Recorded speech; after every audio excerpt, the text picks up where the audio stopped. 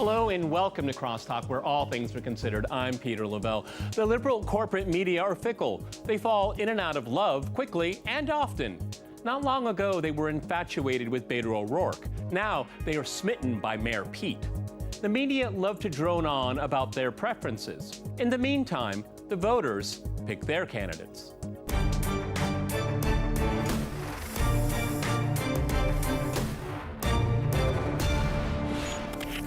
CrossTalking manufactured consent. I'm joined by my guest, Arvin Vohra in Washington. He's a libertarian candidate for president as well as author of the book Pull Out: Men, Modern Life, and Mutiny.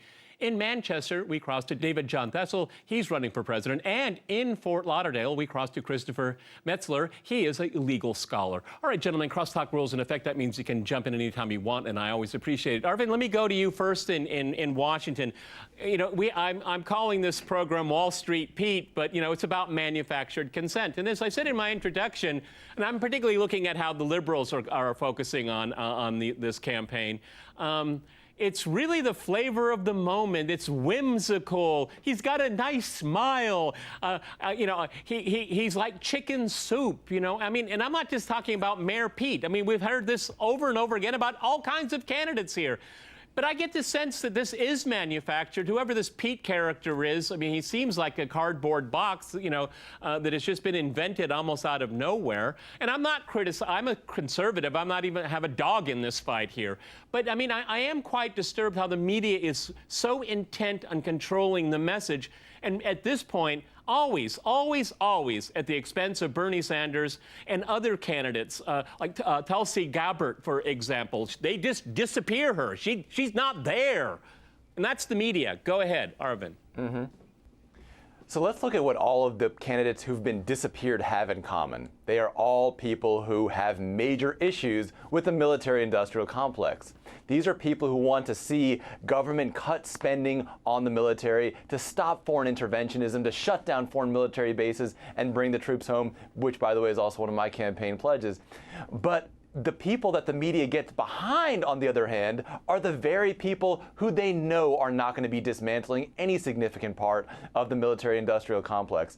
Wall Street Pete, one of the biggest parts of Wall Street is the military-industrial complex, defense contractors, the firms that support them. And what the media is doing is supporting that. And any candidate that goes against that is going to get ignored by the media. We've seen that with Gabbard, and we're seeing that with Sanders, and we're going to see that with any candidate. I guarantee with any candidate that wants to end this kind of foreign military overreach. You know, David, okay, David's not disagreeing. That's good. That's the whole point of the program. You know, in watching... hang on, let me ask you a question, okay? You know, in watching CNN and MSNBC, they're trying to create this Obama-esque, you know, that Mayor Pete is Obama 2.0. But I would say, well, if you want to make that comparison, he's Obama 0.75 because he doesn't even measure up to Obama. Now, you've disagreed, and that's your time to go. Go ahead, David. Yeah, I don't believe that the press has disappeared the people for the same reason that the gentleman said. I mean, I was disappeared from the media, and I am definitely not against the military. I'm a veteran myself. I would actually probably raise the budget in the military, especially in the Navy, to support defense in the country. And also, we're seeing a lot of opioids come into the country, and that's a problem. And that could be solved using the military on the border. I don't agree with hiring federal agents to work the border as much because that's a unilateral army that the president controls by himself, whereas the Congress controls the military as well as the president. So it's a little bit safer to have that check and balance. Okay, but David, I think David, like I said, I wouldn't. If we want, I wouldn't go against the military. Okay, but I think we should put it into the context of this program, and I will give it some context here. Repeatedly, public opinion polls. The context is there. Can I finish this, please? Because we're talking about manufactured consent. We're not talking about the military budget. My point is here is that to kind of echo what we heard first, is that if you look at public opinion polls of veterans of these foreign wars, the majority of them say it wasn't worth it. That is the point of mentioning it in the context of this presidential cycle. Oh, I agree. Because veterans are against these ridiculous, very costly wars that they can't even define what winning or losing means anymore. That's a problem. Christopher, do you want to jump in from what you've heard so far today? Yeah, absolutely. That is the problem. And let's get to a couple facts here.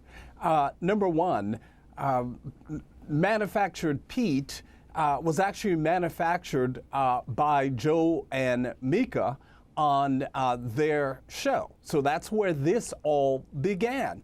And from the perspective of disappearing these folks, it is absolutely true. Look, they fall in love with them. They have this myth of the moderate, which is the issue with Pete here. How can you be a moderate when you, for example, support this whole notion, oh, abortion, yeah. So they're trying to make him look more moderate than who? The communist? I mean, come on. Look, I'm a conservative. I have no dog in this fight. I don't really care. But what I am saying is this is absolute nonsense. As I look at this, I'm like, okay, so you're in love with him. Oh, yeah. That next they're going to be in love with Amy. She's next. But the fact of the matter is, guys, be in love with whomever you want. But the American people actually don't care about that. They don't care about your opinions. We don't care about your manufacturing. What we care about is a strong and solid America, period. And zero of the Democratic candidates measure up. You know, Arvin, you know, I in preparing for this program, I looked at a number of, quite a few, and I wanted to be empirically correct. Quite a few of Mayor Pete's speeches and, you know, answering questions. He never says anything. How can you fall in love with, you know, this? It's just white noise. I mean, it's cute sounding, but there's absolutely no substance. And again, speaking as a conservative like Christopher, at least Bernie Sanders is very, very contextualized when it comes to issues. I mean, these are issues he's been talking about, what, for 50 years, okay? And I'm saying that as a conservative. Go ahead, Arvin. Yeah. Sanders has made his position clear, and that terrifies the status quo. What the media wants is a candidate who is essentially harmless, who's not going to change anything, and is going to let the media keep running the elections in this country. Last election cycle, 2016, the media so deeply ignored, I mean, for example, they nearly entirely ignored Gary Johnson, the Libertarian candidate, even though he got record-breaking vote totals. What is that coming from? That's coming from the media being essentially a spokesperson for the status quo. And I really do believe that part of that status quo is maintaining the military-industrial complex. I'm not just talking about the military here. I'm also talking about all of the massive firms, Lockheed Martin, Northrop Grumman, that benefit from this endless war. These people are becoming millionaires, billionaires by allowing this to continue. So someone like Wall Street Pete isn't going to get in the way of that. He's not going to get in the way of that type of a gravy train where American tax money is constantly going to American military contractors, while of course at the same time foreign endless wars dishearten troops and create enemies worldwide. He's not going to get in the way of that. Beto would not have gotten in the way of that. The problem with Bernie Sanders is he probably will get in the way of that. And while I don't support Bernie Sanders, I think his socialist policies are terrible and would just drive up the cost of college, I do believe that he would get in the way of that, and that's the problem that the media has with a Sanders campaign. You know, David, it's this, you know, this habit that the media has in picking winners. I mean, having Elizabeth Warren and Amy Klobuchar, you know, picked by the New York Times. I mean, what in the world were they thinking about? Okay, I mean, very different people, very different policies, but it's just because they're women. I guess that's why. I mean, this whole woke stuff. That's what destroyed Warren. She went way out, and everyone says, "What in the world are you talking about? You could have a 9-year-old trans person decide who your Secretary of Education is." I mean, Elizabeth, have you missed your meds today? I mean, saying that on national television, you made a buffoon out of yourself, and you destroyed your campaign, and then you went and you colluded with CNN to go after Bernie to call him a sexist. I mean, he was promoting women, you know, in the 1970s when it was unheard of. Go ahead, David. Yeah, I think the problem that we have is the media has just shoved aside a lot of the candidates. Like you said, they disappeared, most of us. They didn't want to really hear our opinions and our viewpoints and our policy. And the policy and the character of the candidate is important. I mean, you can't have these people that are candidates doing things that are just bizarre. I mean, that's all, the only way I can describe the Elizabeth Warren actions that she's been doing. I mean, they're just bizarre. And when you have a somewhat reasonable candidate, and he's not meeting the demographics, or she's not meeting the demographics that they want to appeal to, that's where they take away the press. And if you're not paying to play, that's another issue here in New Hampshire and throughout the country. I believe that maybe the candidates wrote a check to the news reporters to actually get the support of the Post or the different press organizations. Well, normally they make a donation, or they run quite a few ads. You know, but it doesn't even have to be that. I mean, what I find really fascinating here is that they're ideologically in sync. Okay, I mean, they don't even second guess each other anymore. Right. I mean, because they're on the same wavelength. They know who they have common enemies. It's called the common voter. They have the enemy of people thinking for themselves. Yeah. They have the enemy of people breaking away from the anointed ones. So this is what they do all of the time. This Democratic Party is so insulting to individuals and individual voters. And you know, and then we have that ridiculous app in Iowa, which, you know, I really have to wonder if that's a coincidence. Okay, it was a manufactured crisis. And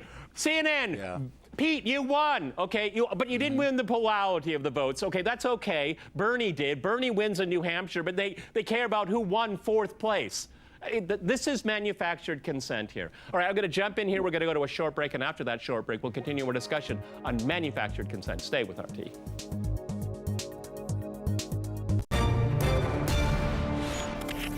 Welcome back to CrossTalk, where all things are considered. I'm Peter LaBelle. To remind you, we're discussing manufactured consent.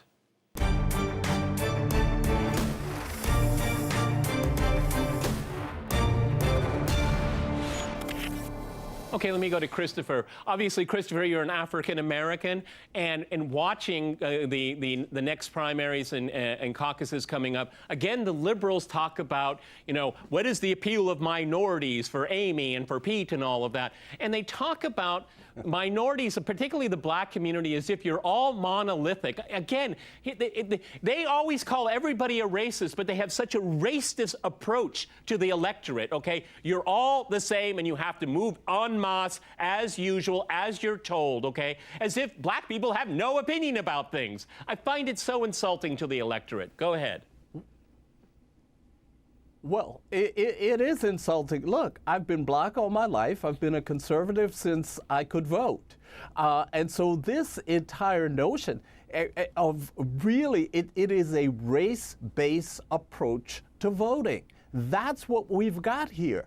And they expect that they're like the black community. I don't even know what the heck that means. Thank you. Who is in the black community? What does that mean? And that's the whole issue. And it also goes to the same issue of gender. Elizabeth Warren did not lose or destroy her campaign because she's a woman. She's done it because, in my view, she's an idiot. and this notion of being so-called woke, she's so woke that she's asleep. She can't see what's before her eyes. I like that. She's so awoke that she put everybody to sleep, okay? And you know, but I am sure. No, look, I mean, she wrote a book a few years ago. I think it's what is the two-income family or something like that. I mean, it's a really good book. It's a really smart book. It's written by a smart person. But let me go to Arvin here. What happened in this cycle that made so many smart people stupid, okay? And I'm not counting Joe Biden, because Joe Biden should be in a nursing home. Go ahead. What we're seeing over here is the standard politician attempt to try to manipulate the electorate. And this is not limited to Warren. Bernie Sanders does this just as much. At this point, I would say most people who have seriously considered Sanders' top issue, which is college, have realized that government funding for colleges through financial aid and grants and all that has driven up the price of college.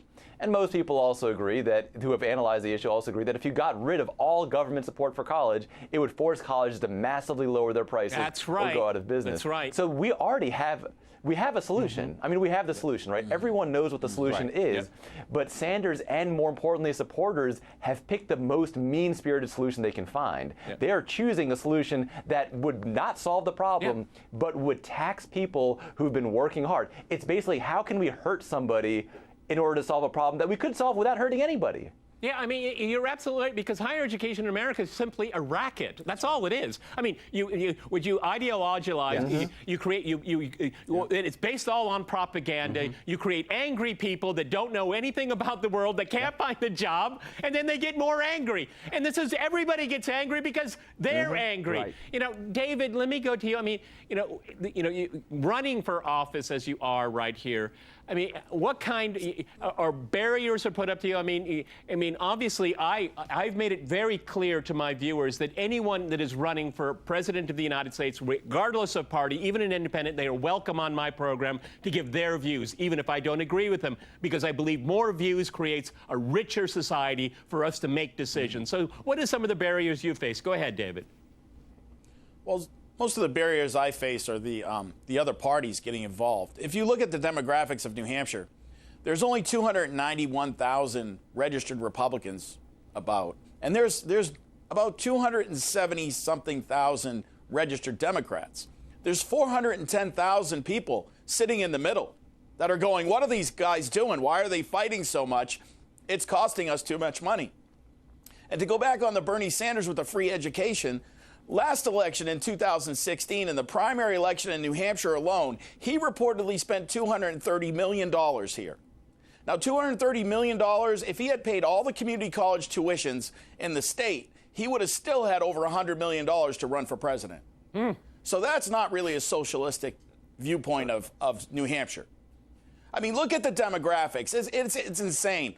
You have all these candidates coming up here. Last election, 15 of the top candidates spending, they spent a reported $800 million in a state that's #1 in the nation for opioid overdose for synthetic opioids. That was last election. Now you have a state that's still upwards of the top 10 in the nation for opioid overdoses, and you have politicians, instead of going into social programs and helping the people, they're turning around and they're buying bumper sticker signs and ice cream cones for millions of dollars and littering the streets. Yeah, well, see, but where these people really need help. But David, you're absolutely right. If you really cared about New Hampshire, you would have taken care of the issues. Because what's happened is... They're talking about being woke. They don't even know what they're talking about. What has happened here is that politics has been replaced by virtue signaling. That's all that's happened here. It doesn't solve any problems at all. All it does is intentionally divide people, okay? Because I talk to progressives, not so much liberals, but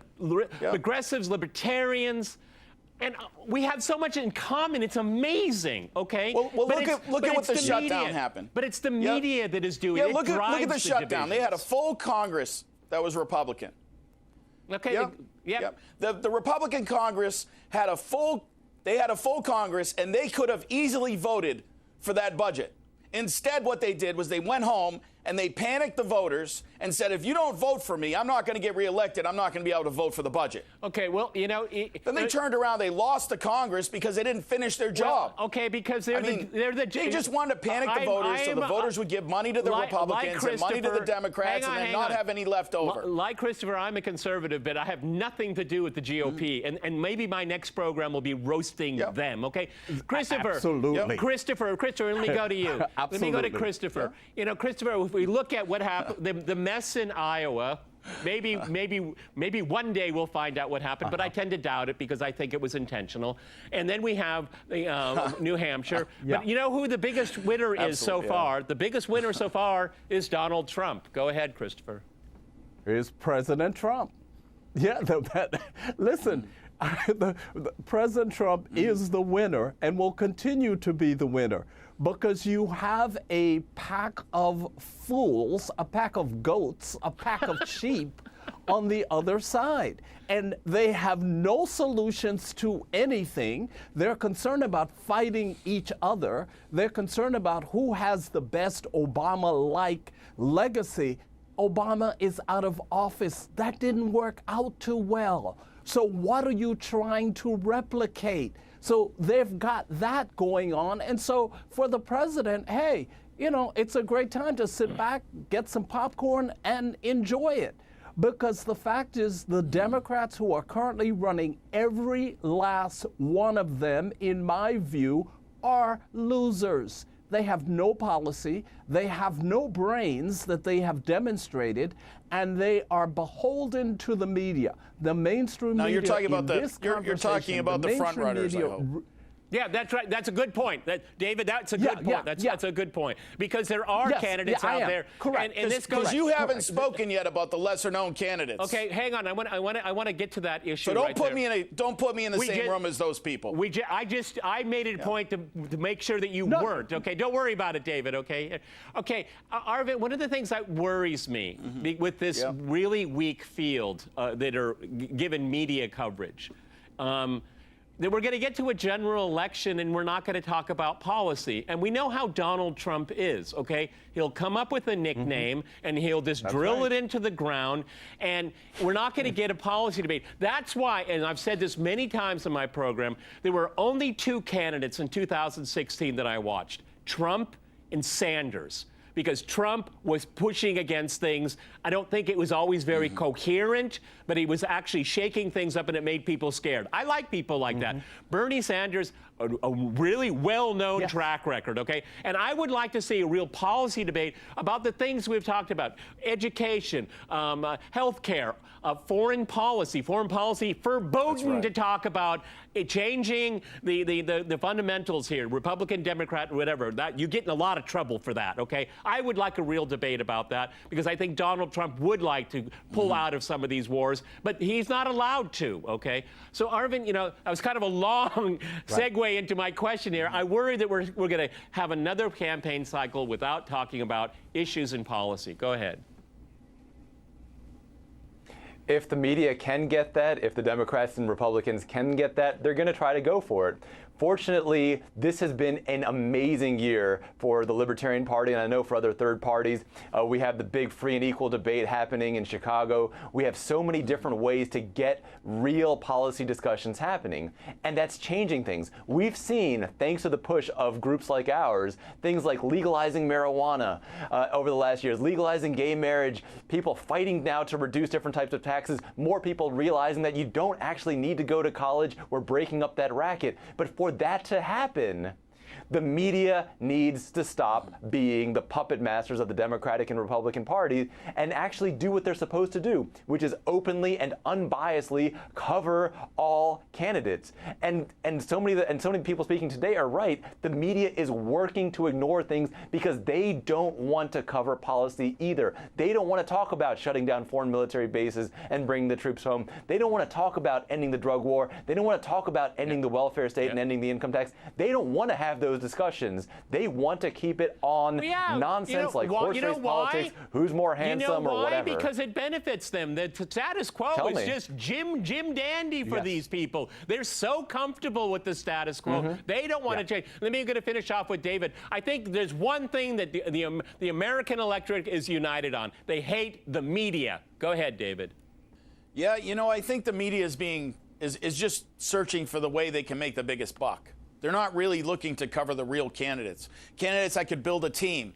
You know, we can't look at a Democratic team and we can't look at a Republican team anymore. We have to look at that A team, the All-American team. We have to bring the best people for the game every single election. And we have to make sure that the best people are being interviewed for the job of CEO of the United States.